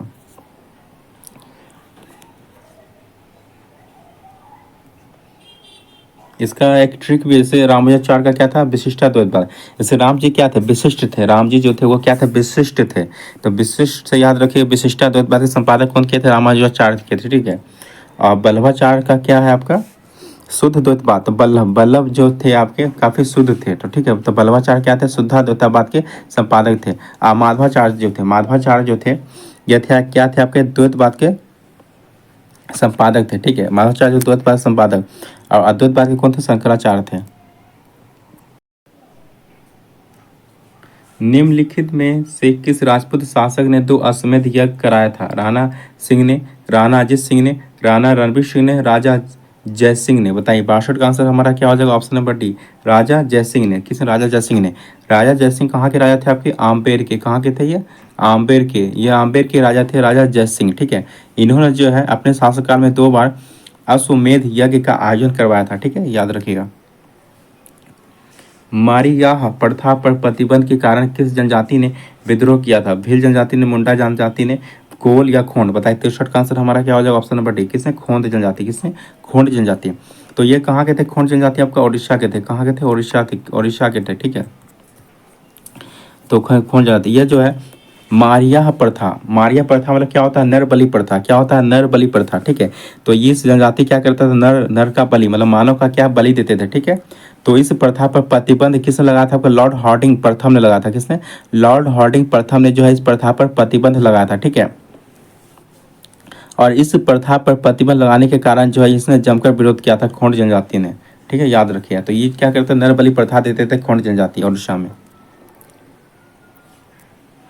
बौद्ध धर्म की ब्रजयान शाखा का उदय किस शताब्दी में हुआ था? 5वीं से 6ठी शताब्दी, 8वीं से 9वीं शताब्दी, 7वीं से 8वीं शताब्दी या 10वीं से 11वीं शताब्दी? बताइए। 64 का आंसर हमारा क्या हो जाएगा? ऑप्शन नंबर ए, 5वीं से 6ठी शताब्दी, ठीक है। तो 5वीं 6ठी शताब्दी में बौद्ध धर्म के अंदर तंत्र मंत्र का प्रभाव बढ़ने के कारण बौद्ध धर्म में वज्रयान नामक शाखा का उदय हुआ। चलिए 65 का आंसर बताइए क्या होगा? निम्नलिखित में कौन सा युग्म सुमेलित नहीं है? कौन सा युग्म जो सुमेलित नहीं है? एक तरफ स्थल है, दूसरा तरफ क्या है? नदी है। बताइए। 65 का आंसर बताइए क्या हो जाएगा? तो देखिए, मोहनजोदड़ो जो आपका सिंधु नदी किनारे स्थित है, ये सही है आपका। कालीबंगा जो आपका घगर नदी, यहाँ सरस्वती नदी किनारे स्थित है, ये आपका सही है। और दैमाबाद जो आपका ये गोदावरी नदी की सहायक नदी है, परवरा नदी, इसके किनारे स्थित है, ये सही है आपका। रोपड़ जो आपका ये चिनाब नदी के किनारे स्थित नहीं है। रोपड़ जो आपका यह सतलज नदी के किनारे स्थित है। रोपड़ जो आपका सतलज नदी के किनारे स्थित है, ना कि चिनाब नदी के किनारे स्थित है। तो इस क्वेश्चन का आंसर क्या हो जाएगा हमारा? Option number C. कौन? ऑप्शन नंबर सी पूछा, कौन सुमेलित नहीं है? तो ऑप्शन नंबर सी हमारा सुमेलित नहीं है। चलिए बताएं। हॉटस्पॉट की अवधारणा के प्रतिपादक कौन थे? नॉर्मन मेयर्स, कार्ल बोरे, रॉबर्ट रिशन या इनमें से कोई नहीं? बताइए। 66 का आंसर हमारा क्या हो जाएगा? ऑप्शन नंबर ए। क्या हो जाएगा? ऑप्शन नंबर ए, नॉर्मन मेयर। क्या हो जाएगा? नॉर्मन मेयर्स हो जाएगा, ठीक है। 66 का आंसर क्या हो जाएगा हमारा? ऑप्शन नंबर ए। तो जैव विविधता हॉटस्पॉट की अवधारणा का प्रतिपादन नॉर्मन मेयर्स ने कब दिया था? 1988 में दिया था। कब दिया था? 1988 में किया था, ठीक है। जैव विविधता हॉटस्पॉट को उन क्षेत्रों के रूप में परिभाषित किया जा सकता है जो अपनी प्रजातियों की समृद्धि की उच्च और स्थानिकता के लिए जाने जाते हैं, ठीक है। तो 66 का हो जाए हमारा ऑप्शन नंबर ए। पारिस्थितिकी विज्ञान केंद्र का मुख्यालय कहाँ स्थित है? देहरादून, नई दिल्ली, भोपाल, बेंगलुरु? बताइए। 66 का आंसर हमारा क्या हो जाएगा? ऑप्शन नंबर डी, कहाँ पे है? बेंगलुरु में, ठीक है। तो भारतीय प्राणी विज्ञान सर्वेक्षण केंद्र कहाँ आपका? तो पारिस्थितिक विज्ञान केंद्र का मुख्यालय कहाँ आपका? बेंगलुरु में। कहाँ आपका? बेंगलुरु में, ठीक है। और याद रखिएगा, भारतीय प्राणी विज्ञान सर्वेक्षण केंद्र ये कहाँ पर? कोलकाता में। भारतीय प्राणी विज्ञान सर्वेक्षण केंद्र कहाँ आपका? यह है कोलकाता में, ठीक है। और याद रखिएगा, भारतीय वन प्रमंडल संस्थान कहाँ आपका? भोपाल में। कहाँ आपका? भोपाल में। भोपाल में कहाँ? भोपाल में क्या आपका? भारतीय वन प्रबंधन संस्थान कहाँ? भोपाल में, ठीक है। और देहरादून में याद रखिएगा क्या है देहरादून में? तो भारतीय वन सर्वेक्षण संस्थान कहाँ आपका? देहरादून में है। अब बेंगलुरु में तो आपको पता है पारिस्थितिक विज्ञान केंद्र का मुख्यालय कहाँ आपका? बेंगलुरु में, याद रखिएगा। चलिए 68 का आंसर बताया क्या होगा? निम्न में से कौन ग्रीन हाउस गैस का उदाहरण नहीं है, पूछा है। N2O, NO2, CO2 या CH4, बताइए कौन सा नहीं है। तो कौन सा नहीं है हमारा ऑप्शन नंबर बी, कौन सा, NO2 जो आपका ग्रीन हाउस के उदाहरण नहीं है आपके, ठीक है। ठीक है, तो वे गैसें जो पृथ्वी के वातावरण द्वारा उत्सर्जित अवरक्त विकिरण को अवशोषित करती हैं ग्रीन हाउस गैस कहलाती हैं। ग्रीन हाउस गैस का उदाहरण आपका कौन कौन सा, आपका CO2, N2O, CO2, N2O, CH4 और SF6, ये सारे क्या है आपकी, ये सारी आपकी क्या है, ग्रीन हाउस गैस का उदाहरण है, ठीक है, याद रखिएगा। ओडिशा की चिल्का झील को किस वर्ष रामसर स्थल की सूची में शामिल किया गया था? 1981 में, 1982 में, 1984 में, 1989 में, बताइए। 69 का आंसर हमारा क्या हो जाएगा, ऑप्शन नंबर ए, 1981 में। तो चिल्का झील ओडिशा में स्थित है, इसे 1981 में रामसर स्थल की सूची में शामिल किया गया था, ठीक है।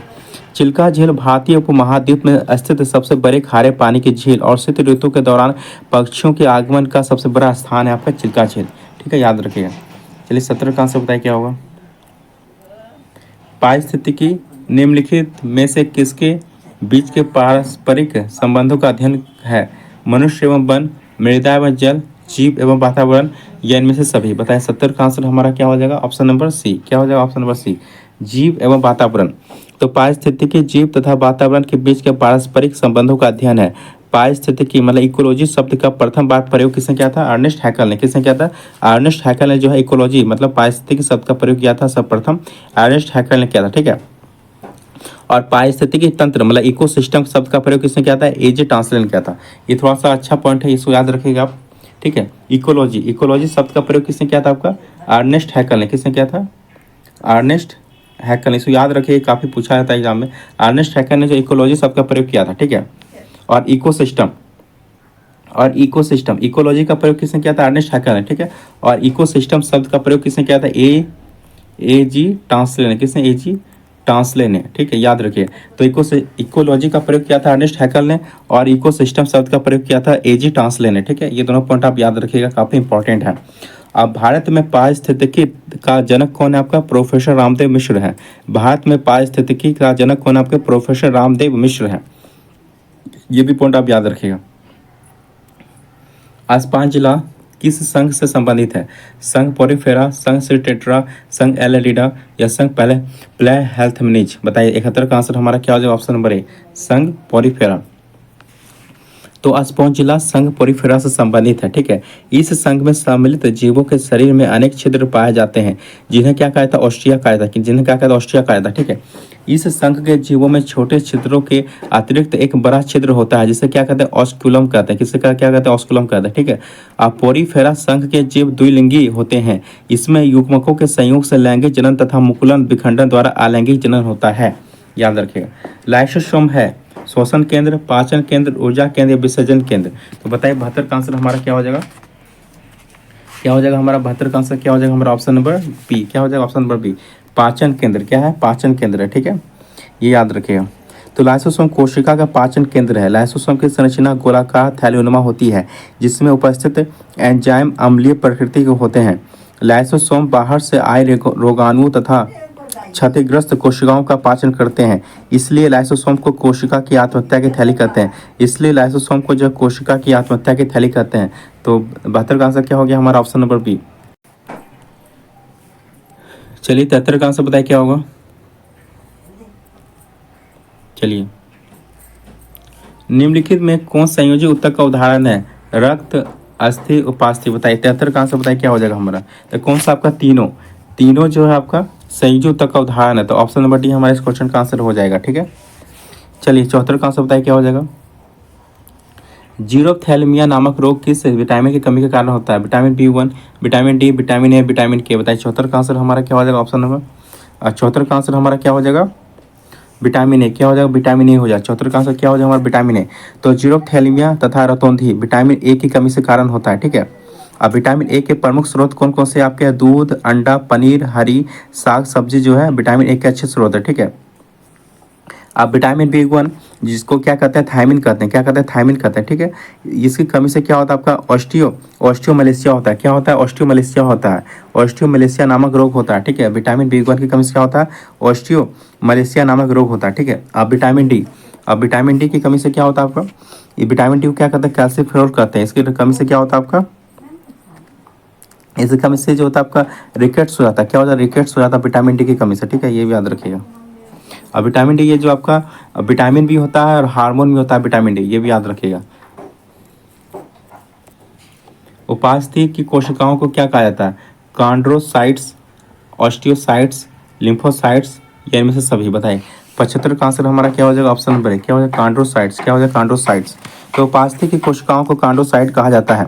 उपास्थि कोमल, प्रतास्थ तथा लोचनशील संयुजक हैं जो अस्थियों को परस्पर घर्षण से सुरक्षा प्रदान करती हैं। उपास्थि में रक्त वाहिकाएं उपस्थित उपास्थि में जो होता है आपका रक्त वाहिकाएं नहीं रहती है, ठीक है। उपास्थि का मैट्रिक्स पूर्णतः कार्बनिक होता है, ठीक है। उपास्थि में एक दिशीय वृद्धि होती है। अस्थि की कोशिकाओं को ऑस्टियोसाइट्स कहा जाता है, ये भी याद रखिएगा।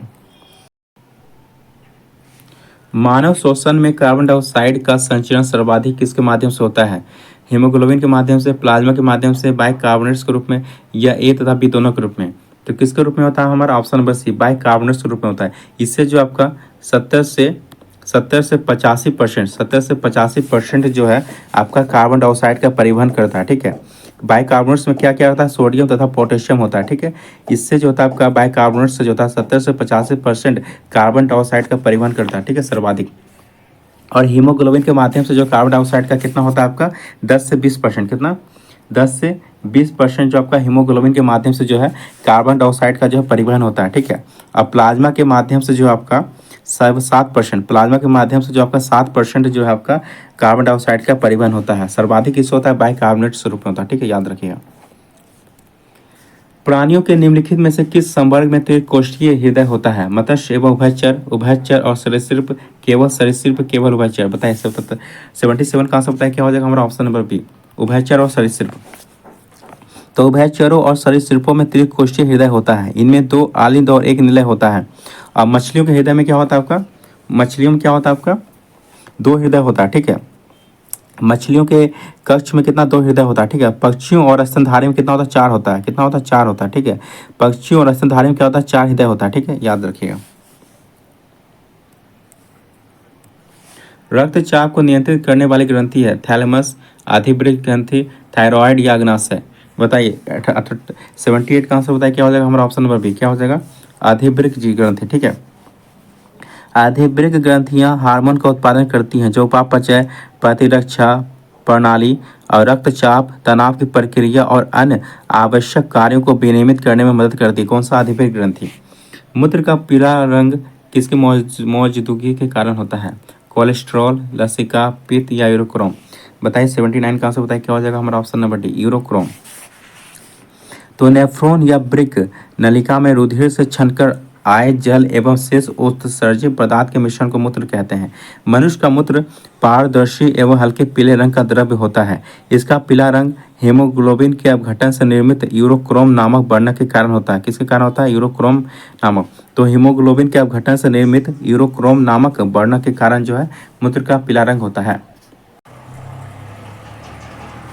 निम्न में से कौन सा जीन की कार्यात्मक इकाई है, म्यूटॉन, सिस्टोन, रैकॉन, या इनमें से कोई नहीं, बताया। 80 का आंसर हमारा क्या हो जाएगा, ऑप्शन नंबर बी, क्या हो जाएगा, सिस्टोन, ठीक है।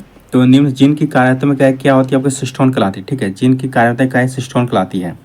और म्यूटॉन जो है आपका उत्परिवर्तन की इकाई क्या कहलाती है, म्यूटॉन कहलाती है। उत्परिवर्तन की इकाई क्या कहलाती है, म्यूटॉन कहलाती है। रैकॉन जो है आपका पुनः संयोजन की इकाई क्या कहलाती है, रेकॉन कहलाती है। पुनः संयोजन की इकाई क्या कहलाती है, रेकॉन कहलाती है, ठीक है, याद रखिएगा।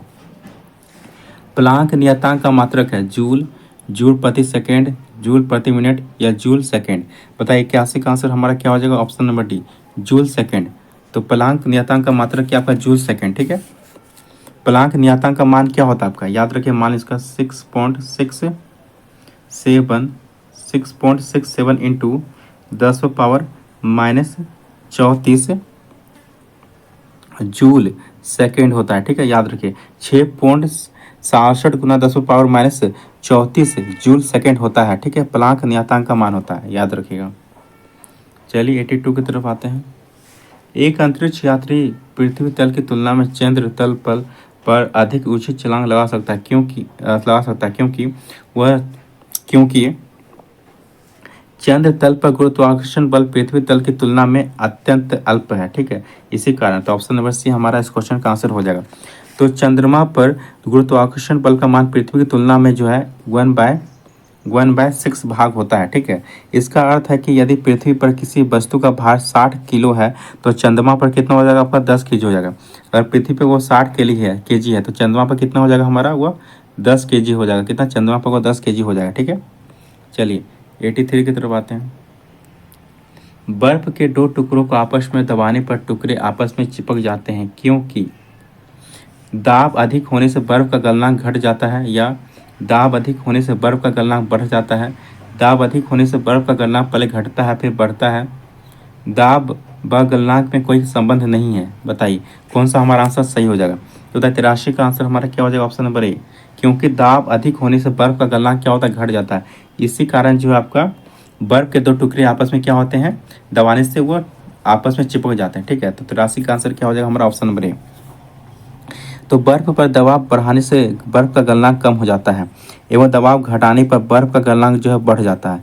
यदि तो बर्फ के टुकड़े को एक साथ रख कर उस पर दबाव बढ़ाया जाता है तो दोनों बर्फ के टुकड़ों के संयुक्त स्थान पर दबाव बढ़ने के कारण गलनांक कम हो जाता है और उनके बीच पानी का एक परत तैयार हो जाता है। बाद में जब दबाव हटाया जाता है तब पानी की यह परत जम जाती है। यही कारण है कि दोनों टुकड़े आपस में चिपक जाते हैं।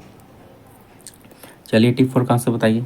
निम्नलिखित में से प्रकाश के किस रंग की तरंगदैर्घ्य सबसे कम होती है? लाल, पीला, नीला या बैंगनी? बताइए 84 का आंसर क्या हो जाएगा हमारा? ऑप्शन नंबर डी, बैंगनी। सबसे कम तरंगदैर्घ्य वाला प्रकाश कौन होता है? बैंगनी। वर्ण प्रकाश के वर्ण विक्षेपण प्रक्रिया में जब सूर्य का प्रकाश किसी प्रिज्म से होकर गुजरता है तो अपवर्तन के बाद विभिन्न रंगों में बट जाता है, ठीक है। तो विभिन्न रंग कौन कौन सा आपका? बैगनी, पीला, जामुनी, नारंगी, नीला, लाल और हरा, ठीक है। तो प्रकाश के वर्ण विक्षेपण प्रक्रिया में बैगनी रंग का विक्षेपण सबसे अधिक होता है, क्योंकि बैगनी रंग का तरंगदैर्घ्य जो है सबसे कम होता है। प्रकाश के वर्ण विक्षेपण प्रक्रिया में लाल रंग का विक्षेपण सबसे कम होता है, क्योंकि लाल रंग का तरंगदैर्घ्य जो है सबसे अधिक होता है। जल की अस्थायी कठोरता दूर करने के लिए जल में क्या मिलाया जाता है? Calcium carbonate, sodium carbonate, magnesium carbonate या कैल्शियम बाइकार्बोनेट? बताइए 85 का आंसर हमारा क्या हो जाएगा? ऑप्शन नंबर बी, क्या? Sodium carbonate. तो जल में स्थायी कठोरता जल में उपस्थित कैल्शियम एवं मैग्नीशियम के क्लोराइड, नाइट्रेस एवं सल्फेट के कारण होता है। इसे दूर करने के लिए सोडियम कार्बोनेट जो है मिलाया जाता है। ऑप्शन नंबर बी हमारा इस क्वेश्चन का आंसर हो जाएगा। चलिए 86 का आंसर बताइए क्या हो जाएगा। निम्नलिखित मिलान कीजिए। तो 86 का बताइए मिलान कीजिए आप। तो क्या हो जाएगा? पहला का क्या? पोटेशियम नाइट्रेट का क्या हो जाएगा हमारा? बारूद। पोटेशियम नाइट्रेट का क्या हो जाएगा हमारा? बारूद हो जाएगा, ठीक है।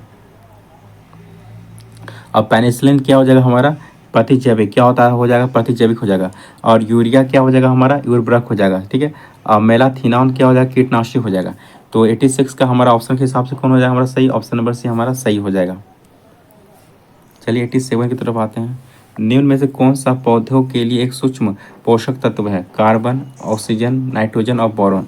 बताइए 87 का आंसर क्या हो जाएगा हमारा? ऑप्शन नंबर डी, ठीक है। तब पौधों के विभिन्न पोषक तत्व आपके, तो मुख्य पोषक तत्व कौन कौन से आते हैं नाइट्रोजन, कैल्शियम, फास्फोरस और मैग्नीशियम, पोटास, गंधक। ये आपके मुख्य पोषक तत्व में आते हैं। और सूक्ष्म पोषक तत्व में आपके आते हैं बोरॉन, तांबा, आयरन, मैग्नीज, जस्ता, मैग्नीज, निकेल और मालबेडियम। बोरॉन, तांबा, आयरन, मैग्नीज, दस्ता, निकेल और मालबेडियम ये क्या आपको सूक्ष्म पोषक तत्व हैं। और मुख्य पोषक तत्व nitrogen, calcium, phosphorus, magnesium, potash और गंधक ये आपका क्या मुख्य पोषक तत्व है। तो ये सारी चीज़ आप याद रखिएगा। निम्नलिखित में से कार्बनिक अम्ल कौन सा है? हाइड्रोक्लोरिक अम्ल, साइट्रिक अम्ल, एसिटिक अम्ल, सल्फ्यूरिक अम्ल? बताइए 88 का आंसर हमारा क्या हो जाएगा? ऑप्शन नंबर सी, एसिटिक अम्ल। क्या हो जाएगा? एसिटिक अम्ल, ठीक है। तो जिन अम्लों में कार्बोक्सिलिक ग्रुप होता है उन्हें कार्बनिक अम्ल क्या होता है, जैसे एसिटिक अम्ल, फॉर्मिक अम्ल, ऑक्जेलिक अम्ल क्या है आपके एसिटिक अम्ल के उदाहरण हैं। ठीक है, याद रखिएगा। चलिए 89 का आंसर होता है क्या होगा, अमोनिया गैस बनाने की हैबर विधि में उत्प्रेरक के रूप में प्रयोग किया जाता है निकेल का, लोहे का चूर्ण का, प्लेटिनम चूर्ण का या तांबे का चूर्ण का। बताइए 89 का आंसर हमारा क्या हो जाएगा, ऑप्शन नंबर बी किसका, लोहे का चूर्ण का। ठीक है, तो तो लोहे का चूर्ण का प्रयोग किया जाता है आपका अमोनिया गैस बनाने के लिए हैबर विधि में उत्प्रेरक के रूप में जो प्रयोग किया जाता है लोहे का चूर्ण का। ठीक है, और निकेल बनाने के लिए जो है, और निकेल के लिए जो है वनस्पति तेलों में कृत्रिम घी बनाने के लिए किया जाता है उत्प्रेरक का। और निकेल उत्प्रेरक का प्रयोग जो आपका वनस्पति तेलों में कृत्रिम घी बनाने के लिए, और प्लेटिनम चूर्ण का जो है सल्फ्यूरिक अम्ल बनाने की संपर्क विधि में, और नाइट्रोजन के ऑक्साइड का सल्फ्यूरिक अम्ल बनाने की सीसा कक्ष विधि में। तो ये सारे पॉइंट आप याद रखिएगा। निम्न कथनों पर विचार कीजिए, वर्ग 7a के तत्वों की इलेक्ट्रॉनिक बंधुता उच्च होती है, उच्च होती है। ये पहला हमारा सही है, ये पहला हमारा सही है। ठीक है, ये पहला हमारा सही है। ठीक है, और दूसरा देखिए, सबसे अधिक इलेक्ट्रॉन बंधुता फ्लोरीन की होती है, सबसे अधिक इलेक्ट्रॉन बंधुता जो आपके फ्लोरीन फ्लोरीन की होती है, ये आपका गलत है। सबसे अधिक इलेक्ट्रॉन बंधुता आपका फ्लोरीन की नहीं, किसकी होती है आपकी क्लोरीन की होती है, किसकी होती है क्लोरीन की होती है, ना कि आपकी फ्लोरीन की। ठीक है, तो दूसरा आपका गलत है, दूसरा आपका क्या हो जाएगा हमारा गलत हो जाएगा, पहला सही है, दूसरा आपका गलत है। ठीक है, चलिए आते हैं। और क्या है, निष्क्रिय गैसों का गलनांक निम्न होता है, निष्क्रिय गैसों का गलनांक निम्न होता है, ये आपका सही है। तो पहला और तीसरा हमारा सही है, तो ऑप्शन नंबर डी हमारा इस क्वेश्चन का आंसर हो जाएगा। ठीक है, चलिए 91 की तरफ आते हैं। कलामंडलम कल्याणी कुट्टी अम्मा किस नृत्य शैली की एक भारतीय शास्त्रीय नृत्यांगना थी, और ऋषि की, कथक की, मोहिनीअट्टम की, या इनमें से कोई नहीं। बताइए 91 का आंसर हमारा क्या हो जाएगा, ऑप्शन नंबर सी मोहिनीअट्टम की। तो कलामंडल कल्याणी कुट्टी अम्मा केरल की मोहिनी अट्टम नृत्यांगना थी, इन्होंने डांस पर एक पुस्तक मोहिनी अट्टम हिस्ट्री एवं डांस स्ट्रक्चर लिखा है। भारतमाला परियोजना की शुरुआत कब की गई थी, 2015 में, 2017 में, 2018 में, 2019 में। बताइए 92 का आंसर क्या हो जाएगा हमारा, ऑप्शन नंबर बी कब, 2017 में। तो भारतमाला परियोजना की शुरुआत केंद्रीय सड़क एवं राजमार्ग मंत्री नितिन गडकरी ने कब किया था आपका, 25 अक्टूबर 2017 में किया था। कब किया था, 25 अक्टूबर 2017 को किया था। इस परियोजना के तहत जो है 26,000 किलोमीटर लंबे आर्थिक गलियारे का विकास किया जाएगा। इसके तहत जो है 26,000 किलोमीटर लंबे आर्थिक गलियारे का विकास करना है। चलिए 93 का बताइए क्या होगा। निम्न में से भारत के सर्वाधिक जनसंख्या वाले राज्य का सही क्रम कौन सा आपका, बताइए। तो 2011 के जनगणना के आधार पर पूछा गया। ठीक है, तो भारत में सर्वाधिक जनसंख्या वाले राज्य कौन कौन सा आपका है, तो पहला आपका आता है यूपी आता है, पहला नंबर पे आपका यूपी आता है। ठीक है, फिर कौन आता है आपका, महाराष्ट्र आता है, यूपी आता है, फिर महाराष्ट्र आता है, फिर महाराष्ट्र के बाद क्या आता है आपका, बिहार आता है। पहले आपका यूपी आता है, फिर महाराष्ट्र आता है, फिर बिहार आता है, फिर आपका वेस्ट बंगाल आता है। ठीक है, और फिर वेस्ट बंगाल बाद क्या आता है आपका, आंध्र प्रदेश आता है। ठीक है, ये आपका जनसंख्या का जो है एक क्रम है। ठीक है, तो देखिए ऑप्शन के हिसाब से क्या हो जाएगा हमारा, देखिए यूपी नहीं दिया हुआ तो आपको महाराष्ट्र से काउंट किया, तो महाराष्ट्र, फिर बिहार, फिर पश्चिम बंगाल। तो ऑप्शन के हिसाब से क्या हो जाएगा हमारा, पहला सही हो जाएगा। ठीक है, तो याद रखिए पहला, तो यूपी, फिर यूपी हो गया, फिर महाराष्ट्र, फिर बिहार, फिर वेस्ट बंगाल, फिर आंध्र प्रदेश, जो ये जनसंख्या का जो है ये क्रम है। चलिए 94 का आंसर बताइए, निम्नलिखित पुस्तकों एवं उनके लेखक में कौन सा सही सुमेलित नहीं है, नहीं है पूछा, एक तरफ लेखक है, एक तरफ आपका पुस्तक है। बताइए 94 का बताइए क्या हो जाएगा हमारा, तो रसखान जो है, रसखान की पुस्तक आपका प्रेम वाटिका है, ये सही है। फिर दोषी की पुस्तक आपका सहनामा है, ये भी आपका सही है। रविंद्रनाथ टैगोर का पुस्तक हंगरी स्टोन है, ये भी सही है। अमृता प्रीतम का जो आंसू, ये आपका नहीं है, अमृता प्रीतम का जो आपका आंसू नहीं है। ठीक है, अमृता प्रीतम का पुस्तक का क्या, अमृता,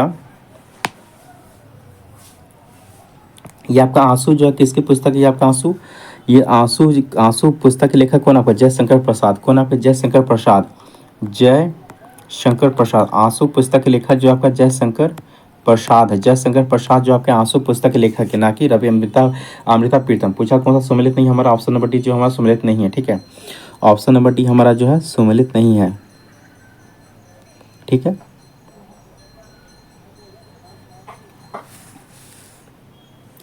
चलिए आते हैं क्वेश्चन नंबर 95 की तरफ। निम्नलिखित में से किस देश का राष्ट्रीय खेल फुटबॉल नहीं है? किसका फुटबॉल नहीं है? किस देश का राष्ट्रीय खेल जो आपका फुटबॉल नहीं है? पूछा। रूस का, ब्राजील का, फ्रांस का या मलेशिया का? बताइए 95 का आंसर हमारा क्या हो जाएगा? ऑप्शन नंबर डी, मलेशिया का। तो रूस, ब्राजील तथा फ्रांस का राष्ट्रीय खेल फुटबॉल है, जबकि मलेशिया का राष्ट्रीय खेल क्या है? बैडमिंटन है। मलेशिया का क्या है? बैडमिंटन है। तो कुछ कुछ याद रखिए, जैसे कि भूटान, भूटान का राष्ट्रीय खेल आपका तीरंदाजी है। और जापान का क्या है? जूडो है। और यूएसए का क्या है? बेसबॉल है। भारत का क्या है? हॉकी है। 96 से 100 तक क्या आपका मैथ का? तो बनाइए। कुछ मिठाइयाँ 175 बच्चों में बराबर बराबर वितरित की जानी चाहिए थी, वितरित वितरित की जानी थी, परंतु 35 बच्चों के अनुपस्थित रहने के कारण प्रत्येक बच्चे को 4 मिठाई अधिक मिली। तो कितनी मिठाइयाँ वितरित की गई? 2400, 2532, 2680 या 2800? बताइए। 96 का आंसर हमारा क्या हो जाएगा? तो ये सब बना लीजिएगा, मैथ का सवाल बना लीजिएगा। मैथ का मेरा वीडियो देखें तो आप इसलिए बना सकते हैं। तो 96 का क्या हो जाएगा हमारा? ऑप्शन नंबर डी, ठीक है। और 97 का क्या हो जाएगा हमारा? 97 का हो जाएगा हमारा ऑप्शन नंबर बी, ठीक है। 97 का हो जाएगा हमारा ऑप्शन नंबर बी। और 98 का क्या हो जाएगा हमारा? 98 का हो जाएगा हमारा ऑप्शन नंबर बी। क्या हो जाएगा हमारा? ऑप्शन नंबर बी, ठीक है। और 99 का क्या हो जाएगा हमारा? हो जाएगा ऑप्शन नंबर डी। क्या हो जाएगा? ऑप्शन नंबर डी, ठीक है। और 100 का क्या हो जाएगा हमारा? Option number C. तो ठीक है, आप बना लीजिएगा। तो चलिए, कैसा लगा आपको ये प्रैक्टिस सेट लगा? आप कमेंट करके बताइएगा। चलिए, इस वीडियो को पूरा देखने के लिए बहुत बहुत धन्यवाद।